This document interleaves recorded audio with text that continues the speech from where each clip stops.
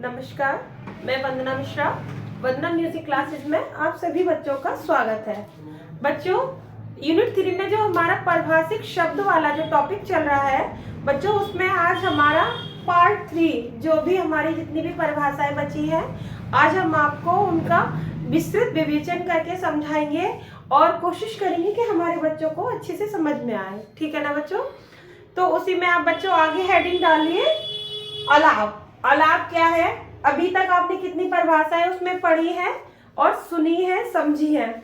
उसमें हमने वादी स्वर पढ़ा है, सम्वादी स्वर है, विवादी है, अनुवादी है, वर्जित स्वर है, और क्या है? उत्तरांग है, पूर्वांग है, आरोह है, अवरोह है और पकड़ है। इसके बाद क्या आता है बच्चों? इसके बाद आता है अलाप, तान और मात्रा। ये सब चीजें हमारे राग के अंतर्गत आने वाली चीजें हैं। किसके अंतर्गत? राग के अंतर्गत जो शब्द प्रयोग किए जाते हैं ना बच्चों, उनकी ये परिभाषाएं हैं, उनकी ये व्याख्या है, जिससे हमारे क्वेश्चन बनते हैं। ठीक है ना? राग के अंतर्गत ही तो हमारे स्वर आते हैं, स्वरों में ही तो फिर हमारा उत्तरांग और पूर्वांग का जो हमारा गायन समय ज्ञात करने के लिए प्रयोग किया जाता है वो भी आता है। किसका गायन समय ज्ञात करते हैं? राग का, तो वो राग के अंतर्गत हुआ। ठीक है ना? उसी में आता है अब हमारा अलाप। अलाप क्या है समझिए और नोट करिए। ठीक है ना? अलाप हेडिंग डालिए अलाप। अलाप राग के स्वरों को विलंबित लय में विस्तार करने को आलाप कहते हैं।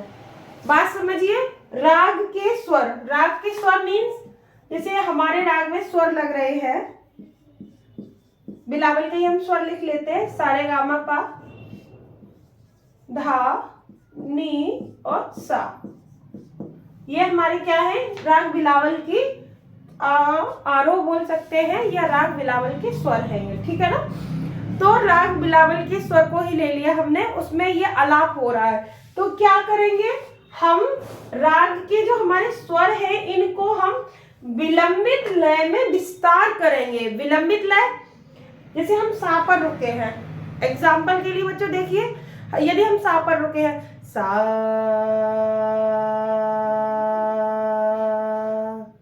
रे, क्या है ये? एक स्वर पर हम विलंबित टाइम तक, मतलब लंबे समय तक रुक रहे हैं। इस रुकने की क्रिया यानी जो हमारा विलंबित लय में जो हमारा विस्तार हो रहा है वो क्या है? वो हमारा आलाप है। वो क्या है? वो आलाप है। बात समझ में आई? परिभाषा समझ में आई बच्चों? राग के स्वरों को विलंबित लय में विस्तार करने को आलाप कहते हैं। ठीक है ना बच्चों? अब हेडिंग डालिए तान। क्या हेडिंग है? तान। बच्चों, ये राग के जो आलाप की जो परिभाषा है उससे बिल्कुल अपोजिट है।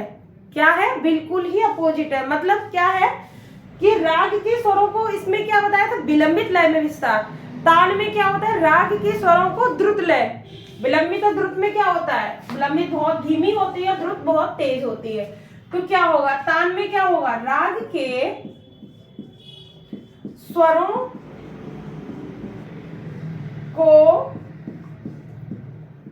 द्रुत लय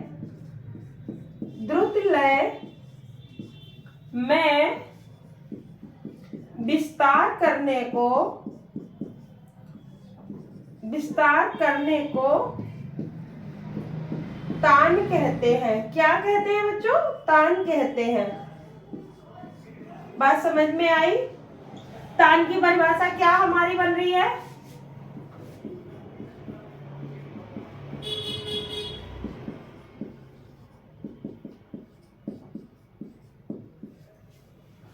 राग के स्वरों को द्रुत लय में विस्तार करने को तान कहते हैं। अभी क्या था? विलंबित था। वो क्या था? वो हमारा आलाप था, जिसमें हम राग के स्वरों को ठहराव के साथ प्रयोग कर रहे थे। ठीक है ना? इसमें क्या होगा? इसमें बच्चों राग के स्वरों को विलंबित लय में छोड़ना करके द्रुत लय में इसका प्रयोग करते हैं। मतलब बहुत जल्दी कैसे? उसमें अभी आपने देखा कि कैसे रुक रहे थे, सा,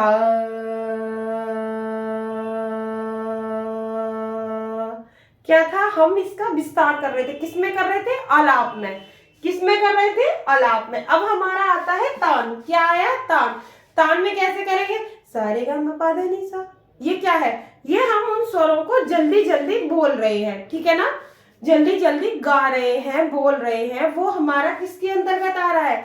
वो हमारा बच्चों तान के अंतर्गत आ रहा है, ठीक है ना। तान के बाद आता है बच्चों मात्रा। ये सब राग के अंतर्गत प्रयोग होने वाले शब्द है। मात्रा क्या है? स्वर या, बच्चों ध्यान से देखिए, मैं बार बार हर वीडियो में कहती हूँ बच्चों, एक बार ध्यान से मुझे सुनिए, दूसरी बार आप नोट करिए और तीसरी बार आप एक बार रिवाइज करिए। मैं इस बात को गारंटी के साथ कह सकती हूँ कि बच्चों आप कभी नहीं भूलोगे। लेकिन होगा कैसे ये, या ये जो आपका जो क्रम चल रहा है वो कैसे चलेगा? आप पहले एक बार देखेंगे, दूसरी बार लिखेंगे और तीसरी बार सुनेंगे। दोबारा जो कर लिया है ना, सुन लिया है, लिख लिया, उसको रिवाइज करेंगे, ठीक है ना। तो आप कोशिश करा करिए कि पहली बार में मुझे सुनिए, दूसरी बार में नोट करिए, ठीक है ना। हेडिंग डालिए मात्रा। स्वर या अक्षर के उच्चारण, स्वर या अक्षर के उच्चारण काल को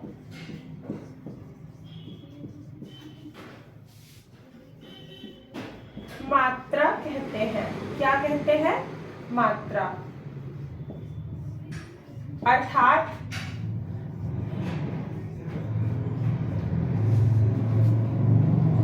स्वर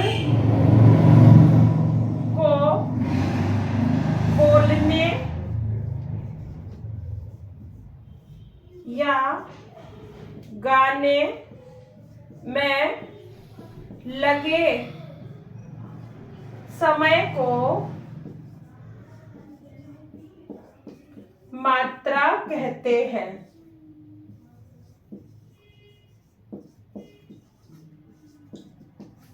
समझिए बच्चों, मात्रा क्या है?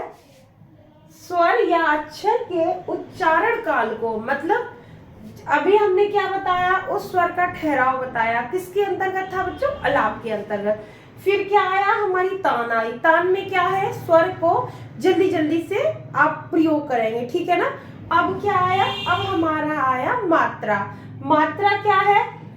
इसके या इसके कोई भी स्वर को ले लीजिए, उस स्वर को बोलने में या गाने में जो समय लग रहा है ना, जो समय लग रहा है, उस समय को क्या बोलेंगे? उस समय को हम मात्रा कहेंगे।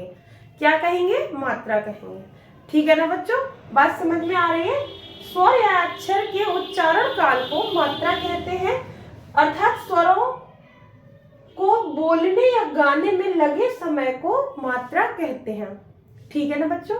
ये राग के अंतर्गत प्रयोग होने वाले वो परिभाषिक शब्द हैं जिनकी व्याख्या आपको हमने अपनी तीनों पार्ट जो हमारे यूनिट 3 जो चल रहा है, उसका जो पारिभाषिक शब्द की जो व्याख्याएं हैं उसके पार्ट 3 कंप्लीट हो चुके हैं। इनमें हमने आपको जो राग के अंतर्गत जो प्रयोग हो रहे थे उन सभी शब्दों के विवेचना आपको कराई है और छोटी सी छोटी चीजों को आपको नोट कराया है और समझाया है, ठीक है ना बच्चों। इनको ध्यान से देखिए, समझिए, क्योंकि आपके अपर लेवल का क्वेश्चन भी बच्चों यहीं से बनते हैं। यही तो क्वेश्चन है जो आपको आगे की परीक्षा में पूछ लिए जाते हैं। छोटी सी छोटी वो हो, तब हमें ये चीजें कब समझ में आती है? जब हम उस चीज की थ्योरी को अच्छे से पढ़ते हैं। होता क्या है कि मामूली सी चीज है, ये लगता है ये तो याद है। वहां पर जब हम कॉम्पिटिशन लेवल में जब हम एग्जाम दे रहे होते हैं तो उस समय हमारे अंदर कंफ्यूजन होता है कि नहीं ये नहीं ये नहीं, ये का चक्कर क्यों होता है? क्योंकि हमारा थ्योरी पे कंसंट्रेशन नहीं है, हमारी थ्योरी पे पकड़ नहीं है।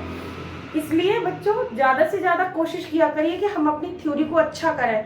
जितना अच्छा आप अपनी थ्योरी को करेंगे, आप जो भी एग्जाम देंगे आपका अच्छे से क्रैक होगा।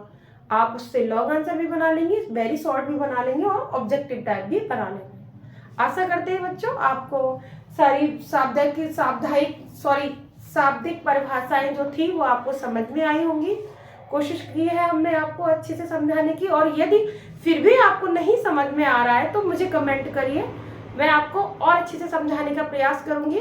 बच्चों ज्यादा से ज्यादा आप देखा करिए और कोशिश किया करिए। यदि आपके मन में किसी भी तरह का कोई भी टॉपिक, मेरी लास्ट वीडियो है या जो हमारी प्रीवियस की वीडियो जो अभी आपने तुरंत करंट की जो वीडियो देख रहे हैं ना, उससे संबंधित अगर आपको लग रहा है कि मुझे नहीं समझ में आ रहा तो मुझसे पूछिए, मैं आपके हर प्रश्न का आंसर देने की कोशिश करूंगी।